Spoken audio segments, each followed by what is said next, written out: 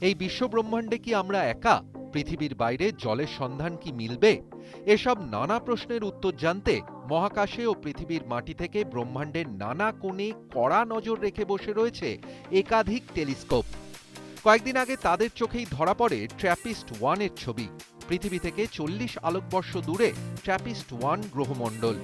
তার ৭ গ্রহের মধ্যে অন্তত ৩টির চেহারার সঙ্গে পৃথিবীর অনেকটা মিল আছে বলেও জানিয়েছিল মহাকাশ গবেষণা সংস্থাটি।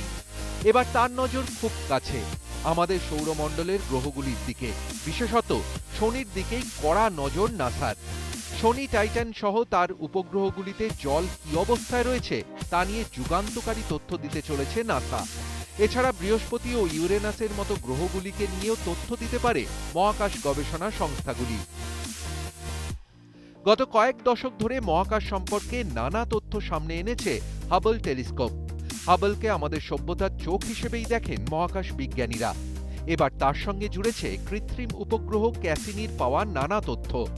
শনির বলয়ে ঘুরতে ঘুরতে কি কি তথ্য জমিয়েছে ক্যাসিনি, সেই ভাণ্ডারই উজাড় করে দিতে চলেছে নাসা। শনিতে কি জল আছে? থাকলেও সাধারণত -150 ডিগ্রি উষ্ণতায় তা ঠিক কি অবস্থায় রয়েছে? সৌরমণ্ডলের আর কোনো গ্রহে কি জল রয়েছে? এমন নানা তথ্যই হয়তো দিতে চলেছে নাসা। এরপর বৃহস্পতির চাঁদ ইউরোপায় অভিযান চালাবে নাসা। নতুন তথ্য সেই অভিযানেও অনেক কাজে দেবে বলেই ধারণা মহাকাশ বিজ্ঞানীদের। জলের খোঁজ মানেই ঘুরিয়ে ফিরিয়ে উঠে আসে জীবনের প্রশ্ন। পৃথিবী ছাড়া আর কোনো গ্রহে কি প্রাণ আছে? নাসার এই ঘোষণা ঘিরে সেই জল্পনাও দানা বাঁধছে। ইটির চোখ কি সত্যিই দেখা যাবে, নাকি সে থেকে যাবে কল্পকাহিনীতেই?